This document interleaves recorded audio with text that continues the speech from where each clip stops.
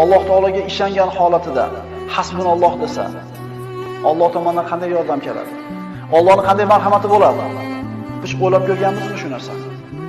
Qachon bandalar bir yurakdan faqat Allohning o'ziga ishonib turib hasbunalloh deganda qanday marhamatlar, karomatlar, mo'jizalar sodir bo'lganini Alloh Qur'onda bayon qiladi. Biz Allohga suyanishlikni, Allohga ishonishlikni qanday samara berishligini Ibrohim alayhisalom hayotida ko'ramiz. Hasbunalloh. Bizga Allohning o'zi kifoya. U zot eng yaxshi ishonchli vakildir dedi. Qarang, bitta odam bo'lsa aytadi, qo'ylar yosh ekan, bilmay qilib qo'yibdi, bo'pti deydigan birorta odam yo'q. Ina Ibrohim alayhisalomga kerak emas. Holati tang, ahvoli og'ir. Hozir o'tga o'ltirishiga aniq, hech kim yonini olmaydi.